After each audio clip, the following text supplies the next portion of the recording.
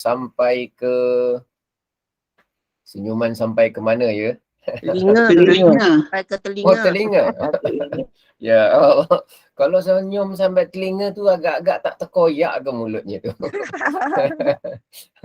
Nah, yelah Ustaz, bukanlah betul-betul.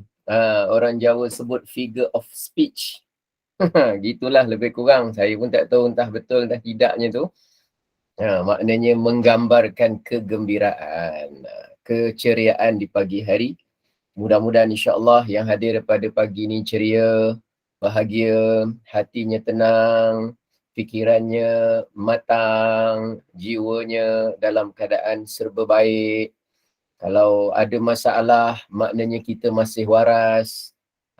Kalau kita ada masalah, maknanya kita masih normal, masih waras. Kerana hidup ni memang banyak cabaran. Siapa yang langsung tak ada masalah, berbahaya. Takut-takut dah hilang akal pagi-pagi. Ada problem sikit-sikit, biasa. Seorang yang Allah kasih itu pasti akan diuji oleh Allah. Ketika kita diuji oleh Allah, maka kita sambutlah di belakangnya, insya-Allah ada kasih sayang dari Allah. Tinggal kita ni perlu sabar, perlu tabah dan berstrategi. Bukan tabah macam tu je, berserah, serah buta tanpa ada tindakan, tanpa ada pengajaran, tanpa ada iktibar. Tapi alhamdulillah, hari ni yang hadir bukanlah semuanya sehat-sehat betul sangat. Tapi dia sedang memanfaatkan baki sihat yang ada untuk baca Al-Quran. Alhamdulillah. Yang datang hari ni bukanlah lapang sangat masa dia. Yang ada cucu kat rumah tu. Dia baru lepas gegar subuh tu. Sambil gegar, sambil tengok balik semula Google Meet. Lepas tu kelang kabut, stand handphone dia tersepak pula, terjatuh. Ya Allah, kejar balik semula, tekan balik Google Meet. Lepas dah Google Meet, Giggle Meet pula tu. Macam-macam ujian. Handphonenya terjatuh balik, kejut balik cucu. Ni cucu sekali-sekala balik ni, aku tak nak nengok cucu aku tak bangun subuh ni. Aku nak bagi dia, ya Allah, kelang kabut. Yang ada tu lagi best, dia cari handphone. Mana handphone tadi? Rupanya dia sendiri tutup dengan telekong dia sendiri. Ya Allah. Tutup dengan telekong sendiri, lepas tu cari sendiri, tak jumpa sendiri. Saudara-saudara dengar suara je. Suara dia. Dah mula suara dengar. Handphone tak jumpa. Allahu Akbar. Macam-macam ujian di pagi hari. Entah betul, entah tidak. Saya ni ngagak-ngagak aje. Wallahu a'lam. Mudah-mudahanlah apa juga keadaan kita dengan matlamat yang sama. Kita ni nak baca. Saya ni Ustaz, saya ni nak kalau boleh tak nak tertinggal. Kalau boleh nak dapat berkah baca Fatihah tu sama-sama di awalnya. Betul. Walaupun boleh aja kita ni masuk-masuk tengah-tengah tazkirah saja. Tapi saya ni dari awal kalau boleh dapat baca Yasin tu sama-sama. Dapat baca Fatihah tu sama-sama. Ini ada yang tadi kata Puan Nazirah, Hajah Nazirah Ismail. Kalau tak silap saya, namanya tadi yang disebut tu. Beliau dan juga ahli keluarga serta rombongan nak menunaikan umrah. Kita jauh di sudut hati kita mendoakan mudah-mudahan umrah dia mabrurah, mudah-mudahan maqbulah, mudah-mudahan insya-Allah umrah yang tidak meninggalkan sebarang sisa dosa dan kesalahan, iaitu dengan makna umrah yang memadamkan segala dosa. Orang Arab selalu sebut umrah yang tidak meninggalkan sebarang sisa dosa. Tidak meninggalkan sebarang sisa dosa tu maknanya apa? Diampunkan segala dosa. Itu cara bahasa dia lah. Jadi mudah-mudahan insya-Allah selamat pergi, selamat semula kembali ke pangkuan keluarga. Dan ia adalah sebuah jihad. Kita korbankan tenaga kita, masa kita. Jangan kita menyesali kalau betis kita rasa lenguh ketika tawaf dan sa'i. Lebih baik lenguh ketika tawaf dan sa'i berbanding tidak merasa penat buat benda yang sia-sia. Ada orang buat benda yang tak berfaedah, dia tak ada rasa penat. Segar je. Cergas saja. Tapi buat kerjanya kerja yang tak ada manfaat apa pun. Kadang sia-sia. Yang lebih teruk lagi dosa. Tapi kita ni diberi penat. Penat tapi buat benda baik. Ya sudahlah, Alhamdulillah. Nikmat berpenat ketika buat baik itu nikmat. Itu sendiri nikmat. Nikmat ni bukan sihat saja. Dapat merasa penat ketika membuat kebaikan. Allahu Akbar. Itu adalah satu nikmat dari Allah. Contoh supaya kita ni berfikiran positif ketika mana melaksanakan ibadah umrah. Mudah-mudahan mabrur. Hari ini insya-Allah kita akan terus kepada surah Yasin. Kita mohon kepada Allah mudah-mudahan dengan barakah surah Yasin orang-orang yang akan kita doakan nanti diberikan sihat wal afiat. Kita jangan bimbang kalau doa kita belum dimakbulkan, tetapi kita kena bimbang kalau kita sudah mula berhenti berdoa dan berharap kepada Allah. Bila Allah sihatkan kita, bila Allah afiatkan kita, itu bukan kerja kita. Saya ulang, itu bukan kerja kita bila untuk kita sihat. Kerja kita bukan menentukan kita sihat atau sakit. Kerja kita ialah ketika sakit, jadilah hamba Allah yang sakit untuk ke syurga. Ketika kita sihat, jadilah hamba Allah yang sihat untuk ke syurga. Maha adilnya Allah, orang yang sakit pun boleh ke syurga, orang yang sihat pun boleh ke syurga. Namun, sebagai hamba Allah yang sangat berharap dan sangat bergantung kepada Allah, kita dengan rendah hati minta, rayu, mohon, harap sangat belas kasih Allah berikan kesihatan. Kerana sihat itu ada banyak kebaikannya. Jadi hati kita masa meminta tu jangan memaksa kepada Allah. Ketika meminta tu jangan jiwanya menyuruh-nyuruh kepada Allah. Walaupun mulutnya kata meminta, tapi jangan memerintah-memerintah kepada Allah. Bukan kerja kita perintah-perintah kepada Allah. Bukan kerja kita memaksa-maksa kepada Allah. Bukan kerja kita nak menentu-nentukan untuk Allah tentukan apa untuk kita. Tetapi meminta, merayu, menagih, mengharap dan memohon. Mesti jiwa kita begitu. Jadi, ala kulli hal, apapun keadaan, Alhamdulillah, Alhamdulillah, Alhamdulillah. Pagi ni mesti sebut, puji dulu Allah, puji dulu Allah.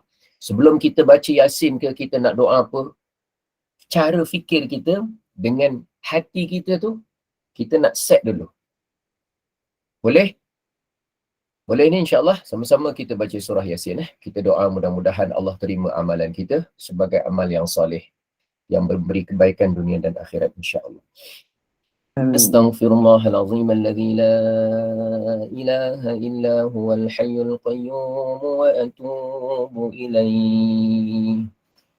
أستغفر الله العظيم الذي لا إله إلا هو الحي القيوم وأتوب إليه. أستغفر الله العظيم الذي لا إله إلا هو الحي القيوم وأتوب إليه. أعوذ بالله من الشيطان الرجيم. بسم الله الرحمن الرحيم. ياسين والقرآن الحكيم إنك لمن المرسلين على صراط مستقيم تنزيل العزيز الرحيم لتنذر قوما ما أنذر آباؤهم فهم غافلون لقد حق القول على أكثرهم فهم لا يؤمنون إنا جعلنا في أعناقهم أغلالا فهي إلى الأذقان فهم مقمحون وجعلنا من بين أيديهم سدا ومن خلفهم سدا فأغشيناهم فهم لا يبصرون وسواء عليهم أأنذرتهم أم لم تنذرهم لا يؤمنون إنما تنذر من اتبع الذكر وخشي الرحمن بالغيب فبشره بمغفرة وأجر كريم إنا نحن نحيي الموتى ونكتب ما قدموا وآثارهم وكل شيء أحصيناه في إمام مبين واضرب لهم مثلا أصحاب القرية إذ جاءها المرسلون إذ أرسلنا إليهم اثنين فكذبوهما فعززنا بثالث فقالوا إنا إليكم مرسلون قالوا ما أنتم إلا بشر مثلنا وما أنزل الرحمن من شيء إن أنتم إلا تكذبون قالوا ربنا يعلم إنا إليكم لمرسلون وما علينا إلا البلاغ المبين قالوا إنا تطيرنا بكم لئن لم تنتهوا لنرجمنكم وليمسنكم منا عذاب أليم قالوا طائركم معكم أئن ذكرتم بل أنتم قوم مسرفون وجاء من أقصى المدينة رجل يسعى قال يا قوم اتبعوا المرسلين اتبعوا من لا يسألكم أجرا وهم مهتدون وما لي لا أعبد الذي فطرني وإليه ترجعون أأتخذ من دونه آلهة إن يردني الرحمن بضر لا تغن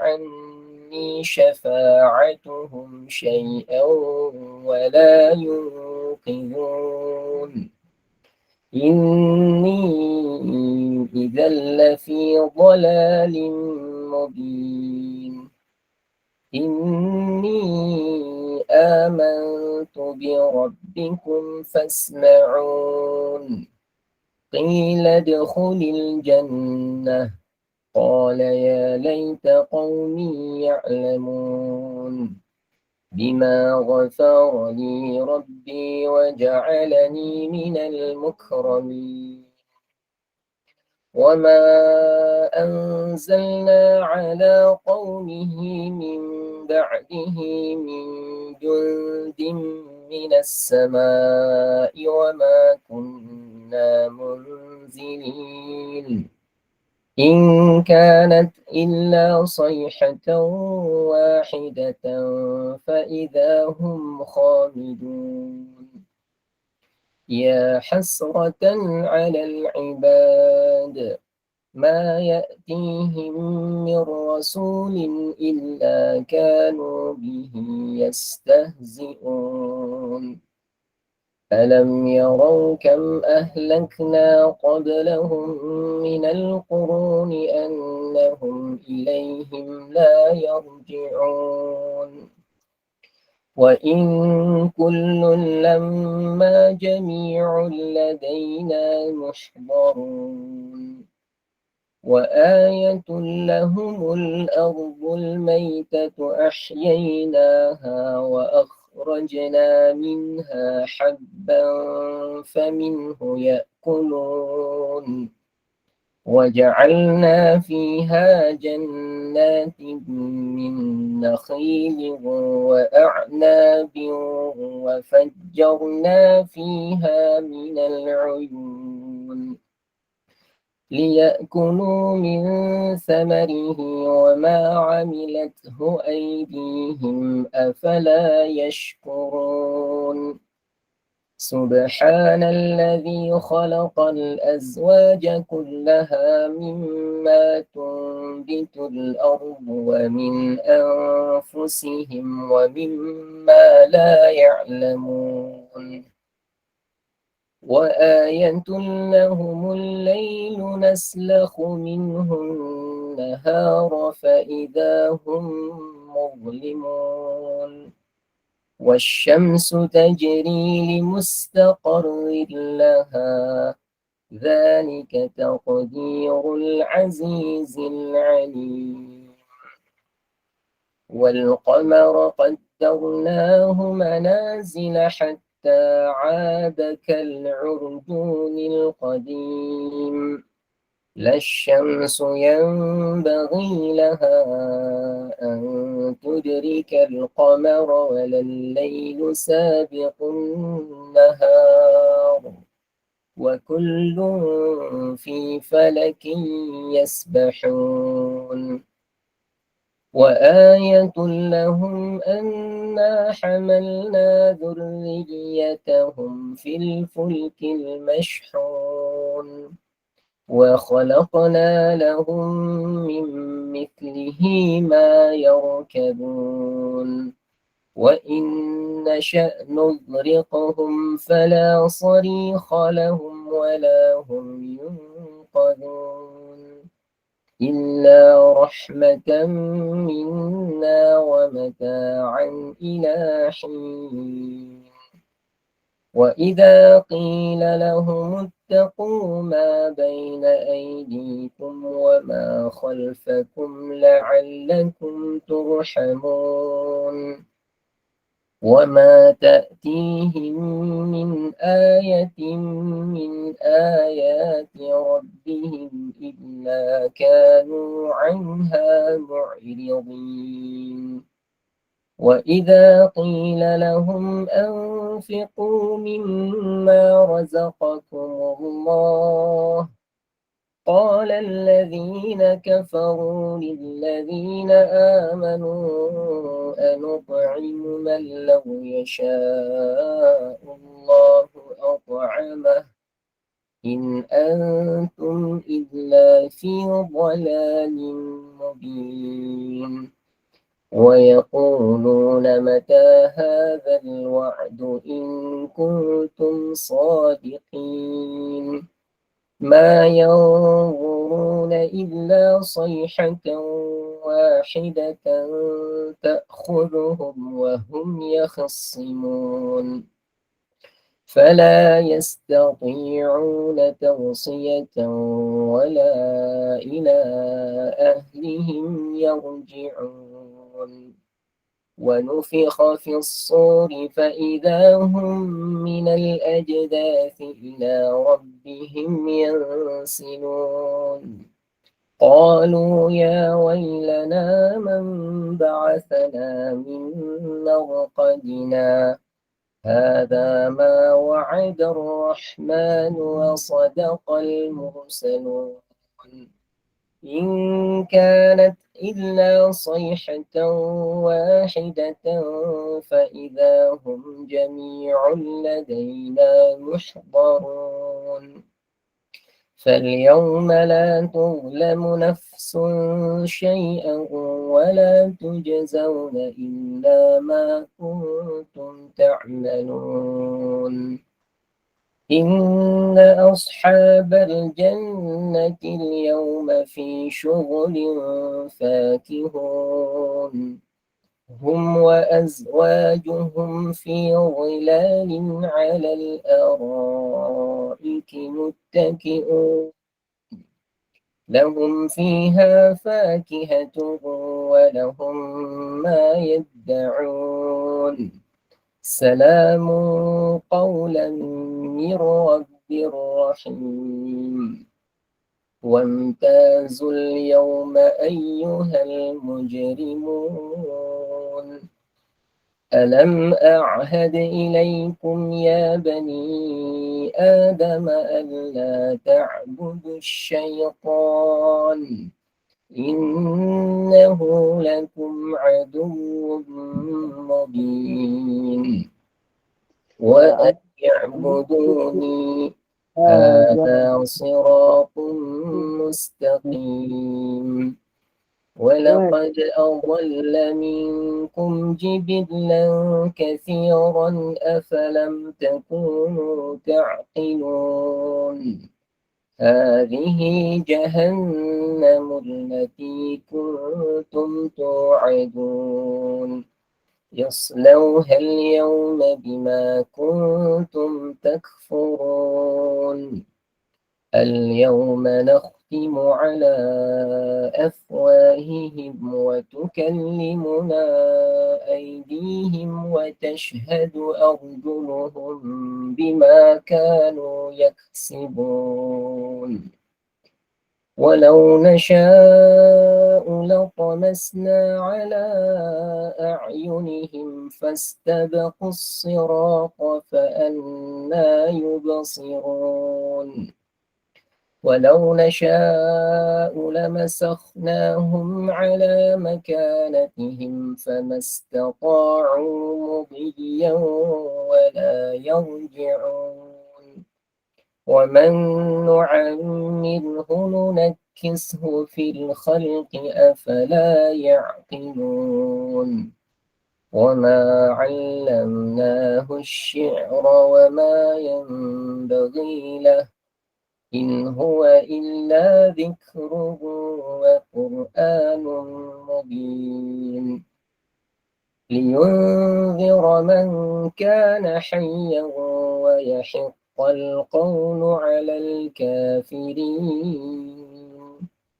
أولم يروا أنا خلقنا لهم مما عملت أيدينا أنعاما فهم لها مالكون وذللناها لهم فمنها ركوبهم ومنها يأكلون ولهم فيها منافع ومشارب أفلا يشكرون واتخذوا من دون الله آلهة لعلهم ينصرون لا يستطيعون نصرهم وهم لهم جند محضرون فلا يحزنك قولهم إنا نعلم ما يسرون وما يعلنون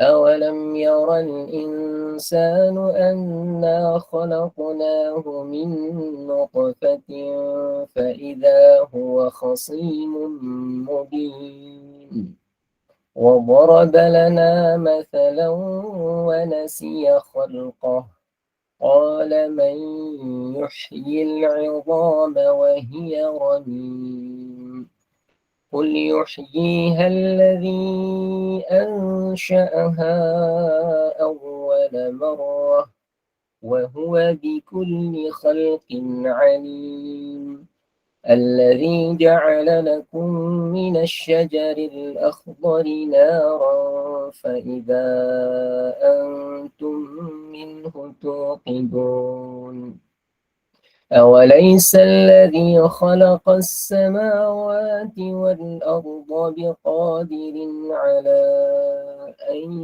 يخلق مثلهم بلى وهو الخلاق العليم إنما أمره إذا أراد شيئا أن يقول له كن فيكون فسبحان الذي بيده ملكوت كل شيء وإليه ترجعون صدق الله العظيم. Astaghfirullahalazim, astaghfirullahalazim, astaghfirullahalazim. Bismillahirrahmanirrahim. Alhamdulillahi rabbil alamin. Hamdan hamidin, hamdan syakirin, hamdan yuafi ni'amahu wa yukafi'u mazidah. Ya Rabbana, ya Rabbana, ya Rabbana lakal hamdu kama yanbaghi li jalali wajhika wa 'azimi sultanik. Alhamdulillah, thumma alhamdulillah, thumma alhamdulillah. ونصلي ونسلم على سيدنا وحبيبنا وشفيعنا وزخرنا وقرة أعيننا محمد وعلى آله وأصحابه أجمعين. اللهم تقبل منا دعاءنا، اللهم تقبل منا دعاءنا، اللهم تقبل منا رجاءنا. بسم الله الشافي، بسم الله الكافي، بسم الله المعافي، بسم الله الذي لا يضر مع اسمه شيء في الأرض ولا في السماء وهو السميع العليم. Asbahna ala fitratil Islam. Ya Allah, kami berpagi-pagian dengan fitrah beragama Islam. Wa kalimatil ikhlas. Dan kami berpagi-pagian dengan kalimah keikhlasan la ilaha illallah. Wa ala dini nabiyyina Muhammadin sallallahu alaihi wasallam. Dan kami berpagi-pagian dengan berpegang teguh dengan agama yang dibawa oleh Nabi sallallahu alaihi wasallam. Wa ala millati abina Ibrahim hanifa. Dan kami berpagi-pagian ya Allah mengikut jalan ikat, mengikut jalan panduan, mengikut jalan yang ditunjukkan bermula sejak daripada Nabi Ibrahim alaihissalam. Wa ma ana minal musyrikin. Dan tidaklah aku ini dan tidaklah kami semua ini termasuk di kalangan orang-orang yang mensyirikkanmu ya Allah.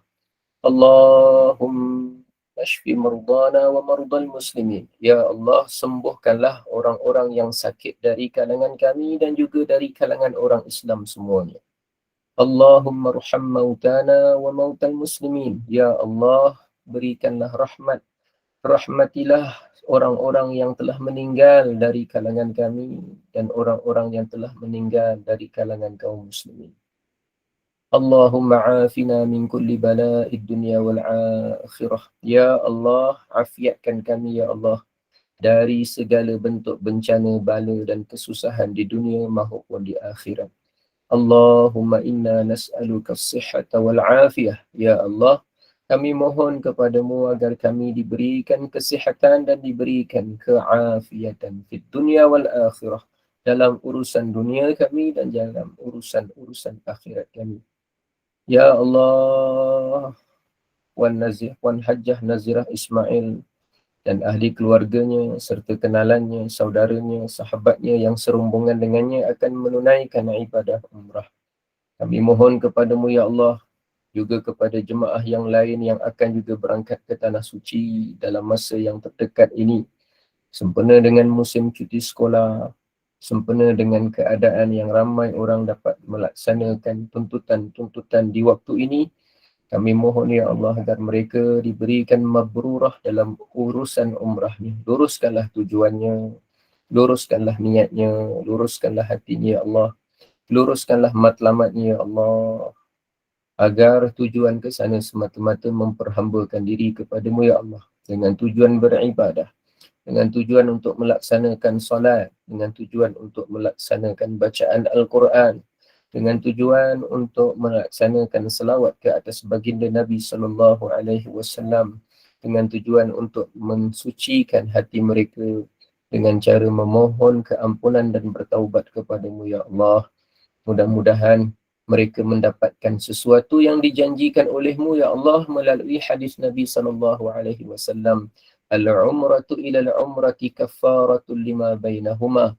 Daripada satu umrah menuju kepada umrah yang selepasnya adalah merupakan kafarah, penghapus dosa di antara kedua umrah tersebut. Rabbana zalamna anfusana wa illam taghfir lana wa tarhamna lanakunanna minal khasirin. Rabbana atina fid dunya hasanah wa fil akhirati hasanah wa qina azaban nar. wa sallallahu ala sayyidina Muhammadin wa ala alihi wa sahbihi wa baraka wa sallam. Walhamdulillahi rabbil alamin. Taqabbalallahu minkum. Allahumma salli ala sayyidina Muhammad. Baik, bismillahirrahmanirrahim. Alhamdulillahi wa kafah. Wassalatu wassalamu ala habibina al-Mustafa wa ala alihi wa ashabihi alladhina jatabah. Alhamdulillah, alhamdulillah, alhamdulillah. Kita hari ini sambung cerita kita. Suara saya dapat didengar dengan jelas? Sangkut-sangkut ke? Sayu-sayu. Jelas di Tanah Merah Kelantan pun jelas ni. Masya Allah. Dari Kelantan jelas. Dari Ganu jelas. Jelas, Dari gelak nak Brunei hujan pun jelas. nak hujan. Masya Allah. Saya pun sini hujan renyai-renyai. Ini dari Perak Kuala pun jelas. Lumpur, dari Perak jelas. Dari Kedah jelas. Dari Singapura belum dapat berita. Dari Indonesia belum dapat. Dari Johor jelas. Seri Kembangan jelas. Masya Allah. Putrajaya, Putrajaya Pasir jelas. Gudang, Putrajaya jelas. Keluang bagus, cantik. Bandar Seri Begawan jelas. Perlis jelas, Perlis. Singapura jelas Ustaz. Singapura jelas, cantik. Boleh terang Masya- benderang. Perlis, Masya Allah. Baik. Alhamdulillah. Pagi ni alhamdulillah cantik, tak hujan. Cantik Terang. Ya. Cerah lah kita sebut cerah ceria. Alhamdulillah. Cerah, Kuantan cerah. ada. Alhamdulillah. Oh, rupanya Gema Nur Iman ni betul-betul bergema lah. Sampai ke Brunei, sampai Singapura, sampai Perlis, selatan Thailand, sampai ke Kelantan. Allah. London. Sampai ke London. Sampai ada yang ikuti juga. Masya Allah. Mudah-mudahan berkah semua hidupnya. Ada yang dari Manchester pun ikuti kita juga. Dari Kedah ada Tuan Haji Osman Mat Hussein. Dari bergema keluar negara. Hari tu ada dari Rome. Dari Rome. Mudah-mudahan lah insyaAllah. Hidupnya berkah lah insyaAllah. Baik. Kita Penang terus. ada. Penang ada. Penang mai. Masya Allah. Penang pun ada. Barakallahu fikum. Mudah-mudahan berkat hidup insyaAllah. Kita nak sambung cerita Nabi Yusuf ni dah sampai kepada peringkat kematangan umur ni. Apa ujian pertama Nabi Yusuf alaihissalam? Kita nak tengok. Kita lihat mushaf kita di muka surat 238. Ujian yang berikut yang diterima oleh Nabi Yusuf alaihissalam. Salah satu daripada ujian hidup bagi seorang lelaki ialah yang namanya wanita. Bagi ujian hidup seorang wanita dalam kehidupannya salah satunya ialah kemunculan lelaki. Itu ujian. Macam mana dia handle, macam mana dia kendali, macam mana dia mengurus batas, mengurus urusan, mengurus jati diri, maka di situ adalah lambang kepribadian. Salah satu orang yang diuji oleh Allah dengan urusan apa kita sebut orang yang berlainan jantina ni, antaranya ialah Nabi Yusuf alaihissalam. Tapi yang suka dekat Nabi Yusuf ni isteri Al-Aziz. Al-Aziz inilah pembesar, orang besar yang beli Nabi Yusuf tu, yang bawa Nabi Yusuf masa kecil ke rumah, yang menjaga Nabi Yusuf, yang membela Nabi Yusuf, yang memberikan perlindungan kepada Nabi Yusuf. Tapi ialah, walaupun dia asalnya kanak-kanak kecil, tapi bila sudah meremaja, apabila sudah menginjak usia belia, maka Nabi Yusuf ini sudah berbeza dengan ketika masa dia kecil. Dan Nabi Yusuf pula diberikan kelebihan mempunyai paras rupa yang kita sebut amat kacak lah, amat tampan lah. Bayangkan Rasulullah bersabda, qad u'tiya syatrul husni. Kumpul semua sekali handsome, separuh handsome dibagi kepada Nabi Yusuf. Separuh tu. Kumpul semua handsome keseluruhan manusia, separuh tu dia dapat. Ustaz dapat berapa? Janganlah tanya saya. Tanya saya dapat adalah sikit orang kata jangan orang tersalah tengok, ingat monyet ke, ingat jambatan ke. Ada tempias Ustaz, tempias. Jadi tempias. Jadi kita ni ya Allah, bukanlah bukan meremehkan rezeki, nikmat kurnia Allah, bukan.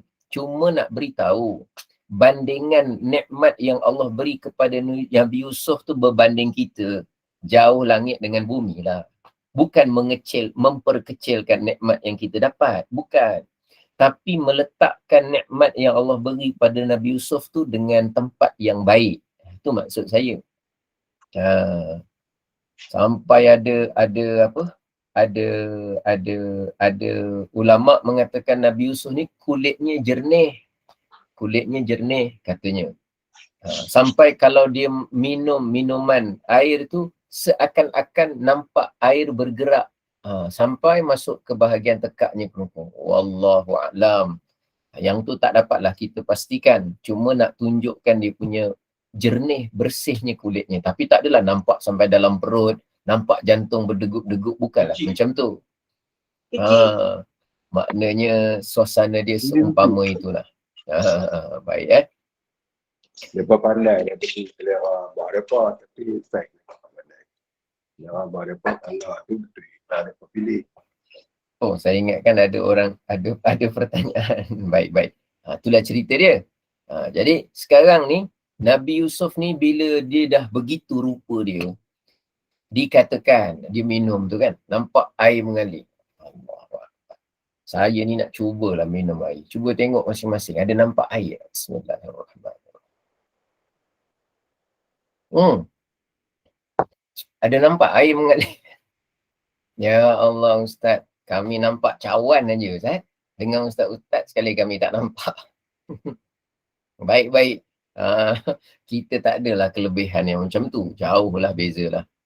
Itu Nabi Yusuf alaihissalam. Jadi bila begitu, maka isteri Al-Aziz ni yang kita sebut namanya Zalikha ataupun Zulaikha. Sebahagian orang sebut Zulaikha, tapi masa zaman saya belajar Zalikha.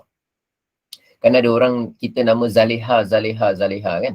Zalikha. Dia punya cara ejaan dia. Kalau saya boleh tulis sikit sendiri, Zai, Lam, Ya. Tapi kan ini Nabi Yusuf, dia keturunan Bani Israel ni kan, nama-nama dia kan nama yang jarang dalam bahasa Arab. Kalau tanya saya Zalikha ni makna dia apa, saya pun tak tahu. Dulu kalau macam nama Ashabul Kahfi kan, nama dia luar biasa, unik-unik. Siapa? Salah satu nama dia Tamlikha ke apa tak? Dulu saya ingat sikit lah nama-nama Ashabul Kahfi yang 7 orang tu kan. Nama dia pun nama yang tak familiar lah. Dalam bahasa Arab pun tak ada. Kita pun tak tahu makna dia apa. Tapi kalau nama-nama Ashabul Kahfi tu, kita fikir nama dia makna yang baik. Jadi bila dia sebut Zalikha ni, tu nama dikatakan isteri Al-Aziz tu lah. Tapi kalau kita tengok pada ayat 23 ni, apa berlaku dalam peristiwa tersebut? Warawadathu allati. Maka wanita yang Nabi Yusuf berada di rumahnya. Siapa wanita yang Nabi Yusuf, huwa ni maknanya Nabi Yusuf. Yang Nabi Yusuf berada di rumahnya. Maknanya Nabi Yusuf itu memang membesar dalam rumah itu. Bila sampai Nabi Yusuf dewasa, orang perempuan yang dia jaga Nabi Yusuf ni, tiba-tiba datang rasa seronok kat Nabi Yusuf. Suka kat Nabi Yusuf. Tapi perasaan suka yang datang kepada dia tu bukan suka kepada seorang anak. Tapi perasaan suka tu suka kepada seorang macam seumpama kekasih kita sebut. Tapi Nabi Yusuf tidak ada perasaan yang seperti itu kepada dia. Bukan sebab Nabi Yusuf tak minat kat dia ke. Bukan sebab Nabi Yusuf sebab tak ada perasaan kerana Nabi Yusuf tu bagaikan malaikat yang tak ada hawa nafsu ke. Bukan. Tapi oleh kerana Nabi Yusuf ni seorang Nabi. Bila Nabi ni dia ada satu benteng yang Allah beri Pelindung. kepada mereka. Pelindung, benteng. Yang kita sebut sebagai maksum. Allah jaga hati mereka tu daripada keinginan nak buat maksiat.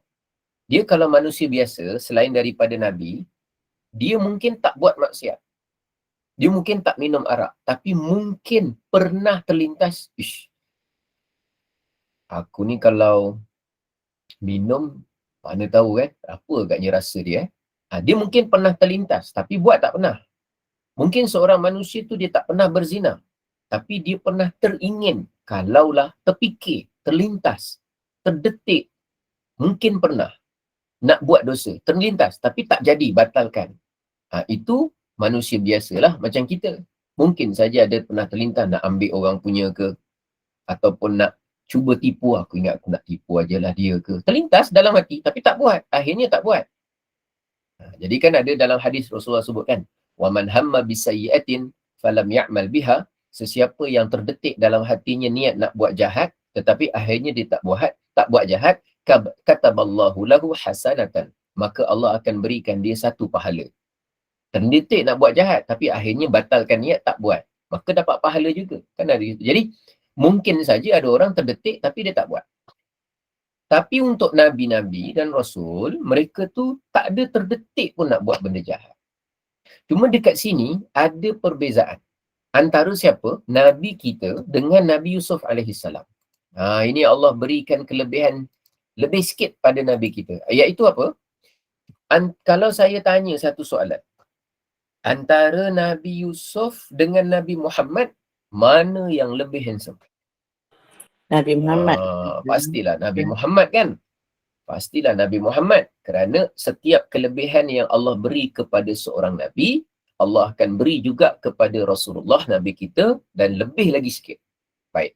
Walaupun Nabi Muhammad itu lebih handsome, lebih tampan dari Nabi Yusuf, tanpa meredahkan ketampanan Nabi Yusuf, tetapi dalam kes urusan Nabi Muhammad, Allah berikan lagi satu lagi benteng, iaitu bukan Nabi Muhammad saja yang tak ada hati nak buat benda jahat berzina, malah tak ada pun orang perempuan yang lain yang ingin juga buat jahat kepada Rasulullah.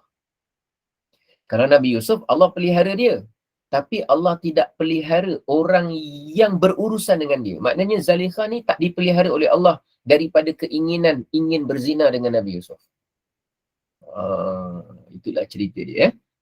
Ada sahabat kita masukkan nama ni Ashabul Kahfi kan. Ada seorang tu nama dia Tamlikha, tak silap saya. Sebab dulu saya ada belajar satu doa yang dia menyebutkan nama-nama Ashabul Kahfi tu. Jadi saya tengok, perhatikan nama satu persatu. Ada dia punya tempatnya sekarang ada lagi, masih ada di Jordan. Tempat Ashabul Kahfi. Saya sampai 2 tahun lepas. Saya tengok tempat tu. Tempat yang unik lah, luar biasa. Baik, sekarang ni, bila dia ganggu Nabi Yusuf, oleh kerana, jadi kalau katalah kita tak akan jumpa satu kes, satu cerita pun, sama ada riwayat yang sahih ke, riwayat yang hasan ke, riwayat yang daif ke, apa ke, kalau ada orang cerita, ada seorang perempuan yang cuba menggoda Nabi Muhammad SAW. Kemudian dia menyelinap masuk ke dalam kemah Nabi. Ataupun dia mencuri-curi masuk dalam bilik Nabi. Ataupun dia cuba memerangkap Nabi. Ataupun kita tak akan jumpa. Dan kalau ada cerita macam tu, memang orang tahu memang cerita super bohong. Bukan bohong lagi dah, super bohong. Sebab tu kita tak pernah dengar cerita tu. Dan memang tak ada pun dalam sejarah. Kerana memang pemeliharaan dari Allah. Jadi, Nabi Yusuf, dia dipelihara, tapi orang kepada dia. Sekarang, apa yang dibuat oleh wanita ni? Wanita ni sehari ke sehari puji tangan Nabi Yusuf, puji mata Nabi Yusuf, puji kulit Nabi Yusuf, puji rupa Nabi Yusuf, puji. Nabi Yusuf buat tak tahu aja. Akhirnya, satu hari dia cuba untuk menggoda. Warawadat. Dia cuba menggoda an nafsihi, untuk mendapatkan diri Nabi Yusuf. Dan seorang wanita, apabila dia sudah dikuasai dengan keinginan dirinya, maka dia akan menjadi orang yang sangat berani untuk melakukan satu perkara yang kadang lebih berani daripada seorang lelaki melakukan sesuatu perkara. Jadi akhirnya dia buat apa? Dia tunggu untuk Nabi Yusuf itu berada di ruangan di dalam rumahnya, lalu dia cepat-cepat wa ghallaqatil abwab. Cepat-cepat dia tutup pintu-pintu. Bukan tutup pintu. Tutup pintu-pintu. Ingat, Al-Aziz ini seorang pembesar. Rumahnya besar. Kawasannya besar. Kediamannya besar. Tempatnya mewah. Dan serba cukup. Jadi wanita ni, untuk dia tangkap dan perangkap Nabi Yusuf AS, dia tak boleh tutup satu pintu. Ini bukan bilik satu pintu punya ni. Dia tutup segala pintu-pintu yang ada. Dia punya bersungguh-sungguh tu nak dapatkan Nabi Yusuf AS. Jadi selama ni, orang yang kalau pembesar, untuk dapat peluang ketika di kediaman dia sendiri, untuk dapat peluang seperti itu agak sukar. Sebab dia ada pelayan, dia ada dayang, dia ada orang gaji, dia ada ini, ada itu. Jadi serba orang, bahasa orang moden ni line tak clear lah. Tapi bila dia dapat satu peluang di mana tidak ada orang lain terpisah, terasing, maka sampai kepada peringkat dia tutup pintu-pintu, lalu dia berkata, hai talak. Dia kata, marilah ke sini wahai Nabi Yusuf. Marilah ke sini dengan maksud, aku bersedia untuk diapa-apakan. Aku bersedia untuk dirimu wahai Nabi Yusuf. Tapi Nabi Yusuf AS telah pun dalam pemeliharaan oleh Allah. Dia tak ada kata, ish, ini peluang juga. Nak ke tak nak? Nak ke tak nak? Dia tak ada bolak balik. Nabi Yusuf tak ada fikir, ini kalau aku buat ni, kalau aku lakukan ni, agak-agak lepas ke tak lepas Suami dia tahu ke tak tahu Dia tak ada bolak balik. Terus Nabi Yusuf mengatakan, ma'adallah. Qala ma'adallah. Ma'adallah tu maknanya apa? Nabi Yusuf berkata, ma'adallah kalau terjemahkan, perlindungan Allah. Dengan makna, aku mohon hanya perlindungan daripada Allah. Dia ni hidup dalam rumah orang tersebut. Wanita itu sudah dianggap sebagai tuan kepada dia. Bukan tuan maknanya Nabi Yusuf tu hamba, bukan. Tapi orang yang empunya rumah itu. Yang empunya, kita sebut, mahligai lah rumah besar tersebut. Jadi dia kata, aku berlindung kepada Allah. Dia nak buat apa lagi? Pintu semua dah kena kunci. Ghallaqa ni kalau orang Arab, kalau sebut ghallaqa tu maknanya dia tutup yang sukar untuk dibuka. Ataupun kita sebut kunci betul lah pintu-pintu tu. Kunci betul-betul. Dan dia terus datang menuju kepada Nabi Yusuf. Terus datang. Kenapa Nabi Yusuf tak keluar lalu pintu? Kan dia dah kata, rumah itu rumah siapa? Kunci siapa yang pegang? Kita ni kalau datang rumah orang, tiba-tiba orang kunci, tak semudah-mudah kita terus dapat keluar daripada rumah tersebut. Sebab kita pun pintunya kita tak biasa. Walaupun Nabi Yusuf dah duduk dalam rumah tu, kita mana dapat bayangkan. Tapi yang penting, rumah tu empunyanya wanita tersebut dengan suami dia. Jadi kunci rumah, kunci apa, mestilah kita, dari segi pemikiran kita, dia yang tahu, dia yang pegang wanita tersebut. Jadi Nabi Yusuf memang mohon kepada Allah, perlindungan daripada Allah. Lalu kata Nabi Yusuf alaihissalam, innahu rabbi, dialah sesungguhnya Tuhanku. Kenapa Nabi Yusuf sebut begitu? Kerana Nabi Yusuf ini sudah sebelumnya dikurniakan apa? Hari itu, hukman, kekuasaan dan diberikan ilmu. Ilmu kat sini ialah ilmu mengenal Allah. Dia telah diberikan wahyu oleh Allah. Dia telah diberikan ilham oleh Allah. Dia telah diberikan petunjuk oleh Allah. Dan dia kenal Allah dan dia seorang Nabi. Jadi dia mohon perlindungan kepada Allah. Agamanya Islam. Semua Nabi agamanya Islam. Semua Nabi itu dia utusan Allah. Dia dapat pendidikan, pemberitahuan, pemakluman langsung daripada Allah. Lain macam kita. Kita perlu yang melalui proses susur galur. Ataupun kita sebut talian, rantaian, sanad, sandaran. Sebab tu kita akan pergi belajar. Sebab tu kita kena menuntut untuk kita. Sebab kita bukan Nabi, bukan Rasul. Kita kena belajar dari satu orang yang lain, yang mana orang itu belajar dari orang lain, dan belajar orang lain sambung kepada Rasulullah SAW. Untuk kita kena buat macam tu. Untuk seorang Rasul tidak, dia langsung, sebab tu namanya utusan Allah. Langsung dari Allah kepada dia. Dia memang melalui perantaraan Jibril, tapi kepada dia. Jadi dia kenal Allah, dia mengetahui tentang Allah, dia beriman kepada Allah, langsung daripada Allah. Sebab dia seorang Rasul. Jadi bila dia diganggu oleh wanita tersebut, dalam keadaan dia tahu benda itu dosa, dia kenal benda itu salah, dia tahu itu larangan Allah, dan dia kenal Allah, maka dia pun sebut perkataan yang pertama, aku berlindung kepada Allah.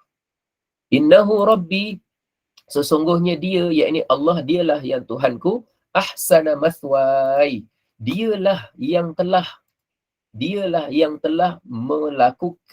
melakukan kebaikan terhadap keadaan mathwa ni maknanya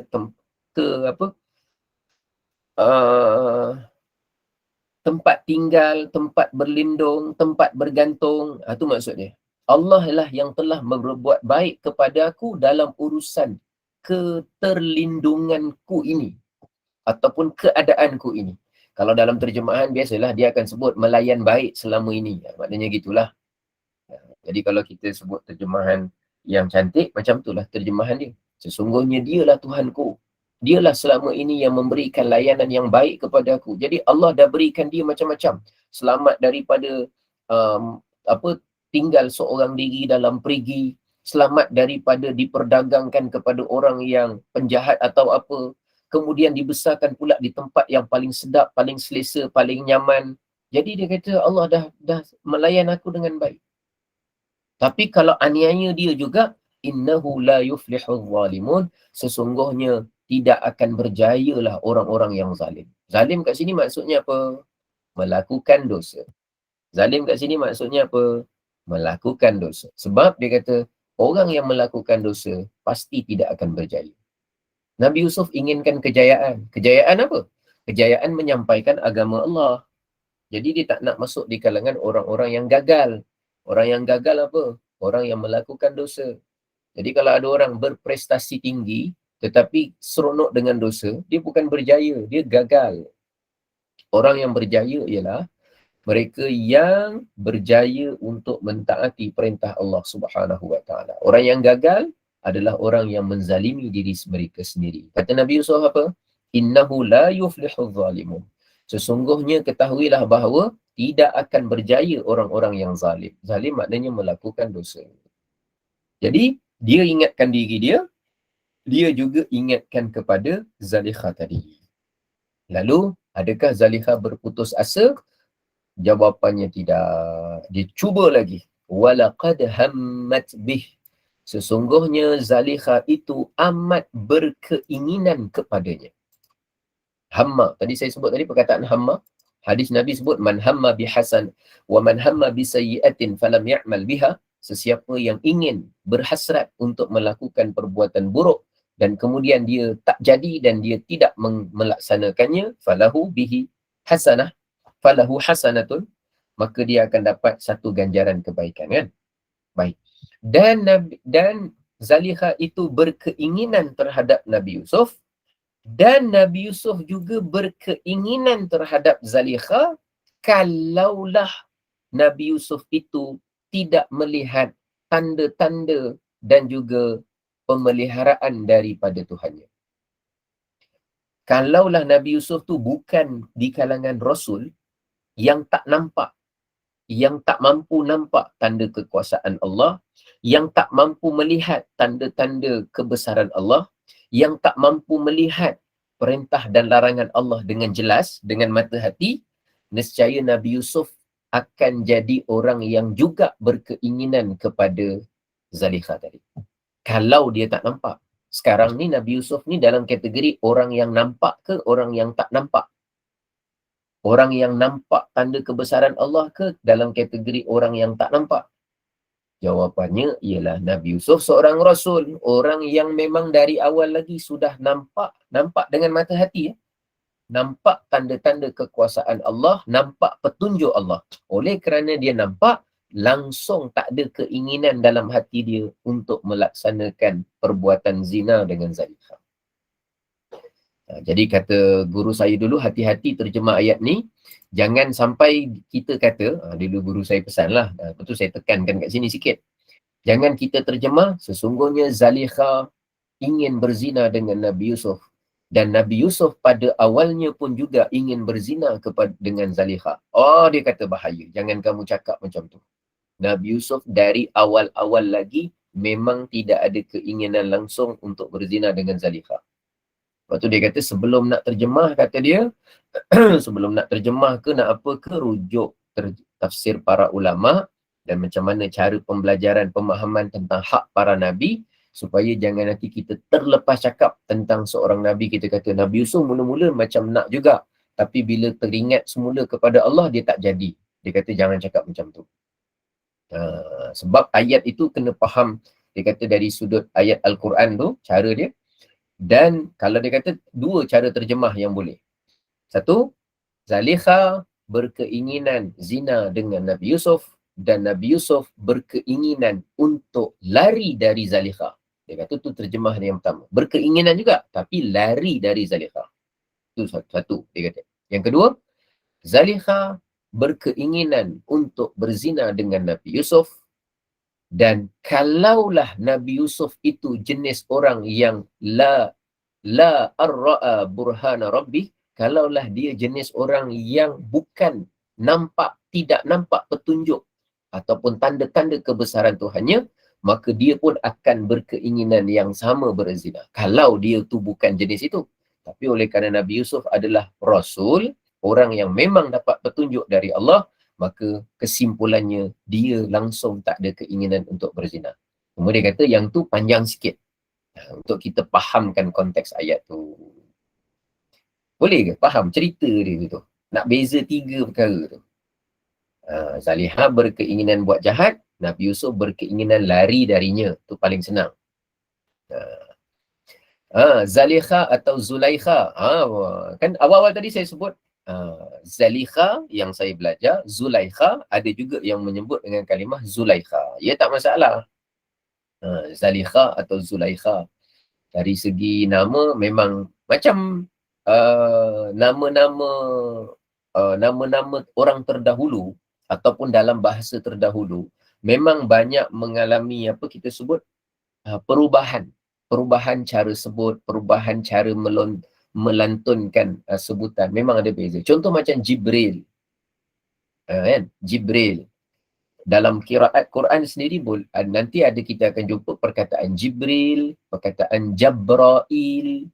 Jabrail dengan Jibril adalah malaikat yang sama. Jadi sebutan dia memang ada beza sikit. Memang gitu, biasa saja. Macam dalam Quran, kita tak jumpa perkataan Mikail, tapi kita jumpa Mikal. Man kana aduwwan lillahi wa malaikatihi wa rusulihi wa Jibril wa Mikal. Mikal.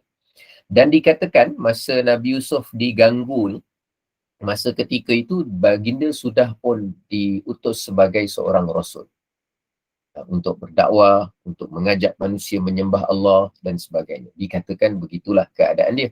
Sebab masa tu dia dah dapat ra'a burhana rabbih. Ketika itu dia adalah seseorang yang sudah pun melihat tanda kebesaran Allah, alamat-alamat yang Allah berikan dia dah tahu, dia dah nampak. Dan sebelumnya kita sebut, bila dia sampai je usia belia, dia dah diberikan hukman wa ilma, diberikan hukum, yakni kekuasaan, dan diberikan ilmu, kecerdasan otak. Jadi kata dalam ayat yang berikut, dalam potongan ayat berikut dia sebut apa? Kadzalika, yang macam itulah, demikianlah, linasrifa anhu su', begitulah bagaimana kami palingkan, hindarkan Nabi Yusuf itu daripada perkara buruk, perkara buruk. Wal fahsya, dan kami hindarkan dia daripada perbuatan-perbuatan keji. Maknanya kita sebut apa? Nabi Yusuf tu dijaga, dipelihara oleh siapa? Dipelihara oleh Allah. Allah yang pelihara kita daripada keburukan dan perbuatan keji. Sebab tu ada doa Nabi doa Nabi Khidir tak? Wala yasrifus su'a illallah. Tidak ada sesiapa yang boleh palingkan kita, jauhkan kita, elakkan kita daripada keburukan, melainkan hanya Allah Subhanahu wa taala. Terkandung dalam kalimah la haula wala quwwata illa billah. Baik ya. Innahu kenapa apa sebab utama, dasar utama dia tu terelak daripada su' ni buruk apa tau? Buruk kat sini maknanya dosa. Jadi bukan buruk tu maknanya tak ada kena ejek, tak ada kena khianat. Mungkin ada orang perempuan macam ni nak khianat Nabi Yusuf, ada saja. Lepas ni kan dia masuk penjara. Lepas ni nanti orang terlupa untuk keluarkan dia daripada penjara. Lepas ni lah nanti kita cerita. Tapi itu bukan sebagai satu keburukan. Itu sebagai satu ujian. Yang buruk confirm tu bila dosa. Jadi kalau ada orang dikena musibah, dia bukan mesti buruk.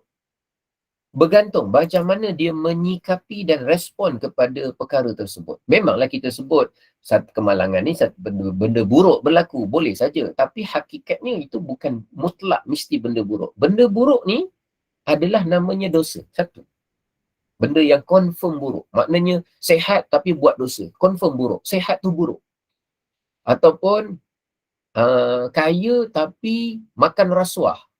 Jadi kaya tu tak ada baiknya tu pun. Buruk kekayaan yang buruk. Contoh saja. Kekayaan yang buruk. Kaya kan bagus. Ada kemampuan, boleh derma, boleh sedekah. Boleh sedekah selepas merasuah. Itu buruk. Itu bukan baik. Sebab kita akan ditanya harta kita dari mana kita dapatkan, ke mana belanja. Bukan ditanya ke mana belanja saja. Tapi dari mana pun dia akan ditanya. Macam itulah maknanya. Kita nak tahu buruk tu sebenarnya bukan miskin, sakit. Itu dari satu sudut memanglah benda yang buruk. Tapi hakikat sebenarnya buruk itu adalah dosa. Dan Allah pelihara Nabi ni bukan dari musibah. Tak. Ada ramai yang kena musibah. Allah tak pelihara Nabi daripada miskin. Ramai Nabi miskin. Allah tak pelihara para Nabi dari sakit. Mereka ada yang dikenakan sakit. Ada yang sakit lama, ada yang sakit sikit. Ada yang cedera teruk. Ada yang sampai mati, wafat dalam keadaan digergaji kepala mereka. Jadi sakit masa nak mati tu. Sakit. Tapi adakah itu buruk semata-mata? Tidak juga. Memang dari satu sudut buruk, tapi bukan buruk yang mutlak. Buruk yang mutlak, confirm buruk, tak ada baiknya, ialah namanya dosa. Sebab tu para Nabi semuanya Allah palingkan. Linasrifa anhu su'a wal fahsya. Allah palingkan mereka daripada benda buruk dan benda keji. Apa sebab dia? Kenapa sebab dia? Innahu min ibadinal mukhlasin. Kerana sesungguhnya Nabi Yusuf itu termasuk dari kalangan hamba-hamba kami yang mukhlas. Mukhlas tu maknanya apa?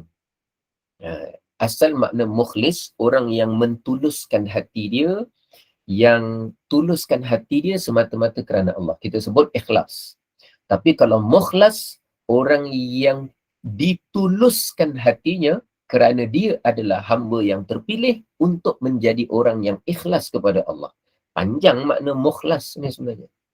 Tapi makna dia sangat baik ya. Ada kaitan dengan urusan orang yang ikhlas, tetapi hatinya dijadikan ikhlas oleh Allah Subhanahu wa taala. Baik. Dalam Allah memelihara Nabi Yusuf, saya ingatkan ini sekali, tidak menghalang orang lain untuk berbuat jahat kepada Nabi Yusuf. Adakah Zalikha telah kecewa? Jawapannya tidak. Apa dia buat? Wastabaqal bab. Dan bila setelah daripada itu, Nabi Yusuf walaupun dia tahu pintu tu terkunci, walaupun dia tahu pintu tu tertutup, tapi dia ada cara untuk buka pintu itu. Lalu kedua-duanya berlari menuju ke pintu. Nabi Yusuf lari ke pintu untuk keluar dari tempat tersebut. Mungkin bilik, mungkin balai rongsri, mungkin dewan, mungkin apa. Rumah orang besar. Manalah saya tahu nama dia apa, nak bagi nama. Yang penting banyak pintu dan tertutup.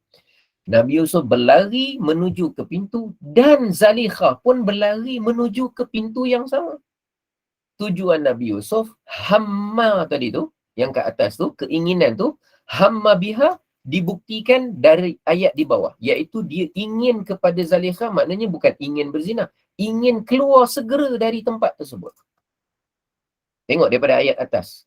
Dulu saya belajar kenapa Guru kami terjemahkan begitu, cara mentafsirkan. Keluar. Dan Zalikha juga berlomba kejar menuju ke pintu yang sama, tapi bukan nak keluar daripada tempat tersebut. Dia nak kejarnya Nabi Yusuf. Yang dia nak kejar tu Nabi Yusuf. Lalu waqaddat qamisahu min dubur, dan dia telah mengoyakkan baju Nabi Yusuf dari dubur. Ini yang kita kena faham. Bahasa Arab dubur maknanya belakang. Rasulullah pernah bersabda, bacalah di setiap dubur solat, la ilaha illallah wahdahu la syarikalah. Di setiap dubur solat maknanya di setiap akhir selesai solat. Bahasa Melayu maaf sebut, kalau dubur tu khusus lebih kepada tempat keluar najis belakang tu. Bahasa Arab, dubur bukan mesti makna dia gitu. Dubur maknanya belakang. Belakang apa-apa. Sebab tu kalau Quran, kita nak faham mendalam dalam paling jauh, paling belakang sekali makna dia yang paling dalam, dia panggil tadabbur. Daripada perkataan dubur juga. Tapi bukan maknanya menduburkan Quran. Na'udzubillah, bukan macam tu makna dia. Tadabbur, menilai, melihat, berfikir, menghayati pada tempat yang paling hujung, paling belakang sekali. Maksud yang tersirat, rahsia yang ada daripada situ. Jadi Zalikha ni sampai koyakkan baju Nabi Yusuf AS dari bahagian belakang dalam keadaan kedua-duanya bersegera menuju ke arah pintu. Bahasa Melayu pun ada juga Ustaz, seperti orang sebut apa tu, pantat kuali. Mungkin lah. Contohnya lah. Contohnya begitu. Jadi apa terjadi dekat pintu ni? Dia ada scene khas, nama dia scene pintu. Ada babak nama dia babat al-pintu. Tapi bukan Ahmad al-Bab ni. Ahmad al-Bab tu cerita apa? Macam mana scene kat pintu tu? Siapa cakap siapa? Siapa nengking siapa? Siapa nuding siapa? Siapa nuduh siapa? Allahu Akbar. Yang ini insya-Allah kita akan lihat apa scene kat pintu tu terjadi. Siapa cakap dulu? Siapa yang menjerit dulu? Siapa yang menafi dulu? Siapa yang pandai berlakon dulu? Kita tengok nanti insya-Allah dalam pertemuan kita yang akan datang. Apa respon daripada Nabi Yusuf yang mana dia tengok perangai satu orang demi satu orang. Dulu dia tengok perangai abang-abang dia. Kemudian dia tengok perangai yang namanya orang-orang yang sibuk dapat ambil dia kat perigi jual-jual dia. Sekarang dia mula tengok perangai orang tua yang dulu dia duduk di rumah situ, tetapi orang tua yang sudah masih dikuasai oleh hawa nafsu dan juga kerakusan dunia, dia memerhatikan perangai. Sebab lepas ni dia akan hadapi, tengok pula perangai orang muda, perempuan yang tergoda dengan dia. Lepas tu dia tengok perangai orang dalam penjara. Jadi Nabi Yusuf ni, adik-beradik sendiri punya jahat dia dapat tengok. Orang pedagang-pedagang yang jenis perangai liar pun dia dapat tengok. Pembesar punya orang elit, orang namanya bangsawan punya perangai tak senonoh, dia dapat tengok. Anak muda yang tergiur dengan apa perangai tak senonoh. Orang masuk dalam penjara pun dia dapat tengok. Nanti Nabi Yusuf ni memang Allah berikan dia macam-macam manusia dia hadapi. InsyaAllah kita akan lihat dalam pertemuan akan datang. Wallahu a'lam bisawab. Mudah-mudahan manfaat, mudah-mudahan barakah. Ya. Ustaz, teman tanya Ustaz. Ini musim-musim walimatul urus ni, selalu orang sebut seperti Nabi Yusuf dan Zulaikha tu, macam mana tu Ustaz? Doa-doa untuk apa majlis kahwin tu. Majlis kahwin. Saya orang yang kalau baca doa majlis kahwin, saya tak sebut yang itulah. Sebab memang ada sebahagian ulama mengatakan akhirnya selepas daripada itu sekian setelah Nabi Yusuf selamat dan kemudian Zalikha tu pun suaminya sudah meninggal dunia dan sebagainya, dan kemudian dia telah bertaubat dan akhirnya berkahwin. Jadi ada cerita begitu, tetapi cerita-cerita daripada Israiliyat, bukan Israiliyat maknanya riwayat orang-orang daripada ahli kitab, daripada Yahudi ni, dia sebahagian kita boleh ambil, sebahagian kita kena tolak, sebahagiannya tawakuf kerana tak tahu kesahihannya. Jadi Rasulullah dalam hadis tiga-tiga ada. Rasulullah kata, ada yang Nabi kata boleh ceritakan, ada yang Nabi kata jangan diambil, ada yang tawakuf. Jadi ulama ada tiga-tiga tu. Israiliyat ni bukan semua tak betul.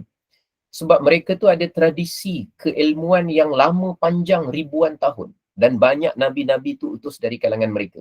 Jadi mereka memang ada cerita-cerita riwayat yang seumpama itu. Cuma bila kita belum dapat pastikan bahawa benda itu memang begitu atau tidak, jadi wallahu alam, jadi saya lebih ambil pendekatan tidak menyalahkan kalau ada orang sebut, cuma saya juga ambil pendekatan tidak membenarkan kerana kalau membenarkan pun tidak ada sandaran yang saya boleh pegang ataupun saya boleh pastikan. Jadi untuk sementara waktu saya abaikan saja, dan pada saya tentang akhirnya dia berkahwin atau tidak, dia bukan subjek penting. Kalau penting pasti dimasukkan dalam cerita Nabi Yusuf sebab dia ahsanul qasas. Cuma nak ceritanya sebaik-baik kisah tu adalah dari sudut bagaimana seorang yang bila dipelihara oleh Allah, Allah bukan pelihara dia daripada ujian kesusahan, tapi Allah pelihara dari dosa. Itu memang kemuncak pemeliharaan Allah kepada seseorang. Jadi kita kalau meminta pemeliharaan dari Allah, jangan otak kita fikir tu pelihara daripada kemalangan, pelihara daripada sakit saja. Tak. Pelihara yang paling kita harap adalah pelihara dari dosa. Itu peliharaan yang paling besar sekali. Kerana itu yang Allah beri kepada para Nabi, tapi kepada kita tidak mutlak. Mungkin sekejap dipelihara, sekejap tidak. Mungkin apa. Tapi tetap kita minta. Pemeliharaan tu, kepala kita fikir, yang itu sebenarnya yang paling besar. Jadi itu. Jadi kalau orang baca yang dekat kerja kahwin tu, saya tidaklah membenarkan. Cuma kalau ada orang tanya untuk minta panduan, saya cadangkan tidak disebut. Kalau Aisyah dengan Rasulullah harus saja. Kalau Hajar dengan Nabi Ibrahim harus saja. Kalau Hawa dan Adam harus saja. Kerana memang ada jelas riwayatnya. Wallahu a'lam bissawab. Terima kasih Ustaz. Sama-sama. Silakan saya serahkan semula kepada pengacara majlis. Alhamdulillah, amin, Allahumma ya amin, jazakallah khairan kasiran, Al-Fadil Ustaz Elin Aminin bin Muhammad Saleh yang telah pun menyempurnakan kuliah subuh pada pagi ini. Moga barakah majlis bacaan Yasin kita, doa-doa kita secara berjemaah pada pagi ini agar mereka yang diuji diberi keafiatan yang sempurna. InsyaAllah mereka terus reda setiap takdir dan ketentuan yang Allah uji mereka. Syukran jazilan atas perkongsian ilmu tentang Nabi Yusuf pada pagi ini yang digoda oleh isteri tuannya, tetapi Allah jaga pelihara hati Nabi Yusuf daripada tergoda dan Nabi Yusuf memohon perlindungan Allah daripada melakukan dosa. Mudah-mudahan bermanfaat. Dan untuk mengikuti seterusnya apa yang terjadi, jangan lupa teruskan bersama dengan kuliah Gema Nur Iman untuk mengetahui babak-babak cerita-cerita selanjutnya, insya-Allah. Syukran jazilan kepada tim Gema Nur Iman dan juga kepada para jemaah muslimin muslimat yang dimuliakan. Hidup mencari kesempurnaan akan menjadikan kita tertekan, tetapi hidup mencari keredaan akan mendatangkan keikhlasan dan ketenangan dalam jiwa. Dan jangan biarkan kita leka dengan kegembiraan dan kebahagiaan yang diberi, dan jangan kita hanyut dengan kesedihan, kekecewaan yang ditakdirkan. Moga Allah mudahkan segala kita, segala usaha kita, segala urusan kita dimanapun kita berada pada hari ini, insya-Allah. Dan untuk kuliah seterusnya pukul 8 pagi sebenarnya kuliah akan berlangsung bersama dengan Al-Fadil Ustaz Fazrul Rahimi Ma'ruf, tafsir surah Al-Kahfi. Pukul 2 petang Muslimah bersama dengan Ustazah Helen untuk halakah tahfiz. 5.15 kuliah asar kita bersama dengan Al-Fadil Ustaz Muhammad Zulkhairi Haji Muhammad Nur. Ustaz baru ni untuk Gema Nur Iman. Tajuknya ialah gunakan pengajian berkitab Syurga yang Dirindui. Hari ini Ustaz baru, kalau ingin bersama teruskan pada 5.15 petang. 8 malam bersama kuliah maghrib, 9 malam Muslimah bersama dengan Ustazah Humairah Tasin, 9.15 dengan Al-Fadilah Ustaz Afzan Abdul Manaf untuk kelas Fardu Ain. Jadi sebagai kita nak tutup tirai kuliah kita untuk pagi ini, sekali lagi dengan segala sukacita dipersilakan Al-Fadil Ustaz Elin Aminin untuk memimpin bacaan tasbih kafarah dan seterusnya menutup kuliah subuh kita dengan surah Al-As. Dipersilakan. Subhanakallahumma wa bihamdika asyhadu an la ilaha illa anta astaghfiruka wa atubu ilaik. Bismillahirrahmanirrahim. Wal 'asr innal insana lafi khusr illal ladzina amanu wa 'amilus solihati wa tawasaw bil haqqi wa tawasaw bis sabr. Sadaqallahul azim. Terima kasih semua. Minta maaf kita ambil masa jadual yang Jazakallah khairan Ustaz. maaf dah ambil masa sikit panjang. Assalamualaikum warahmatullahi wabarakatuh. Terima kasih Ustaz. Assalamualaikum.